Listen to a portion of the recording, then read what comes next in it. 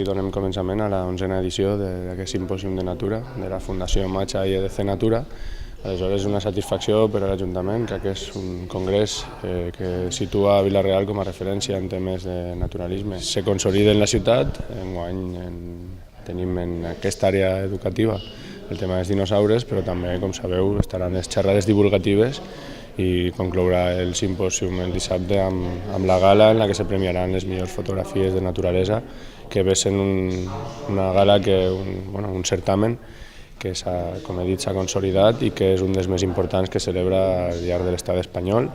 i que ve gent de tot l'estat per tal de participar en aquest certamen. Aleshores és un orgull per a l'Ajuntament de Vila-real que un simpòsium com aquest, malgrat les dificultats que estan tenint a la resta de l'estat espanyol, se consolida i continua amb la seva activitat gràcies al treball de la gent de Fundació Matxa i EDC Natura, als que sempre els hem d'agrair aquest esforç que fan per mantenir-la a la ciutat de Vila-real. La Casa Mundina va ser un lloc més de la ciutat de festivals, congressos i esdeveniments, Vila-real, ciutat de congressos, i aquesta és una mostra de que estem endavant. Són 11 anys ja en el simpòsium, 11 anys que s'està celebrant en Vila-real i 11 anys que demostra que Vila-real té la capacitat suficient per albergar tant congressos com festivals com esdeveniments. La setmana passada en Vila-real van estar 3 congressos, un va ser a l'Auditori, l'altre va ser així en la Casa Mundina i l'altre va ser en la Caixa Rural. Estem preparats y yo creo que ya somos ciudad de congresos. El simposio siempre ha contado con una exposición como parte de lo que es el simposio, junto con lo que son las ponencias, con lo que es el concurso de fotografía y todo lo demás. Es lo que juntándolo todo hace que sea algo especial. Y la exposición siempre ha tenido mucha importancia porque es lo que se orienta de una forma especial hacia los colegios, además de para el público. Entonces es la forma que tenemos de transmitir directamente a los más jóvenes todo lo que son nuestras ideas y lo que es la concienciación ecológica. Como todos los años tenemos un elenco de científicos y fotógrafos maravilloso. Yo creo que para disfrute de todo aquel público que quiera asistir, pues podrá ver maravillas de la fotografía de naturaleza, pero también aprender y hablar y poder colaborar, incluso hablar de proyectos con científicos de National Geographic, la BBC, de diversas empresas de naturistas de España, ¿no? Y hay de todo un poquito que se dice, ¿no? Nosotros todos los años dentro del simposio lo que intentamos es que haya una... EDC Natura significa estudio, divulgación científica, entonces siempre intentamos que haya una parte más centrada para escolares donde puedan aprender cosas. El año pasado fue la de insectos de la provincia de Castellón y de la Comunidad Valenciana, que estuvo la exposición muy bien. Y este año en el tema de los dinosaurios hemos querido dividirlo en 4 áreas diferentes para que los chiquillos puedan saber cuál es la labor de un paleontólogo, cuál es ese trabajo que hacen. En una primera área se explica el tema de los dinosaurios que habitaron en estas tierras, sobre todo lo hemos centrado ahí, los que estuvieron aquí en la provincia de Castellón, en colaboración con el Ayuntamiento de Sintorres, que es el que ha aportado las piezas, y con Andrés Santos, que es el paleontólogo que lleva las excavaciones en Sintorres, es el que ha preparado todo esto. Que se trata de apropar la paleontologia a la comarca d'Esports, pues, a lo que és així Baix la Plana i en particular als escolars. Estem fent ja unes excursions que ja estan pujant els instituts a Sintorres, ja han pujat el Tàrrega, ha pujat el Broquillov, i encara queden uns quants instituts per pujar, i pujaran 500 escolars, com dic, de secundària, i ara penseu que en 5 dies així ja ho tenim a tope, tenim 1.000 escolars de Vila-real que venen a veure. Vila-real i Sintorres han establert un conveni de cooperació relacionat amb el món de la paleontologia. Afortunadament Sintorres ha tingut la sort de comptar en certes troballes importants de dinosauris, i per a nosaltres és un orgull poder compartir-lo en l'Ajuntament de Vila-real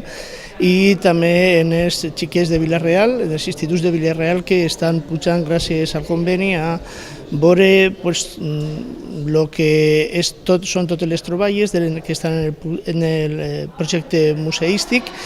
que és molt més del que n'hi ha aquí en aquesta exposició en aquests moments. També proporcionem així l'oportunitat de veure un jaciment, que és el jaciment Anna, que és un jaciment viu, en un cert interpretatiu, on podem explicar als estudiants de Vila-real com se desenvolupen els treballs paleontològics. Luego hay una segunda área donde se explica qué pasa cuando se encuentran un dinosaurio, se encuentra en una zona para excavaciones y lo que es propiamente la excavación, cómo se realiza, cómo se hace. Y ahí pues se puede ver, bueno, hemos hecho también aquí una pequeña maqueta de cómo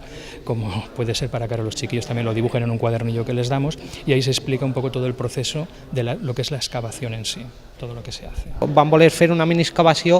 perquè ells vegin, i tenim en el llibret que haureu vist, tenen una quadrícula i el que fem és ven els escolars i ells dibuixen com fem els paleontòlegs, no? Pues tenen ahí un dinosaurio mig enterrat, se'ls explica com s'excava i ells fan el procés de fer el que seria el que li diem el mapa de l'excavació, no? En les quadrícules, i dibuixen el dinosaurio, que és com treballem nosaltres al camp. Y luego una tercera área es la restauración. Una vez se encuentran los huesos, evidentemente estamos hablando de cosas fosilizadas, piedras fragmentadas o incluso arcillas y tal. Y entonces ahí contamos cómo se hace la restauración de estos restos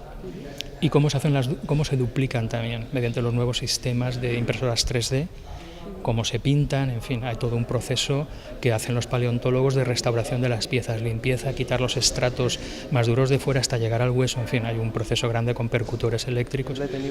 Lo que és un bloc en una vèrtebra, a mig limpiar, així sabeu la diferència entre el que és el fòssil i la pedra, i després pues, una sèrie d'aparells que gastem en el laboratori, aparells mecànics, punxons, pinzells, consolidants, que és el que normalment s'utilitza en el laboratori per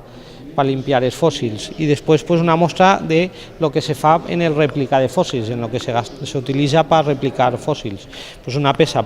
ja acabada, pintar, i unes peces que encara no estan pintades, i després pues, els pigments, la sèrie de productes que utilitzem per fer aquestes rèpliques que després són les que se fiquen en els museus. Crec que ha sigut un acert que enguany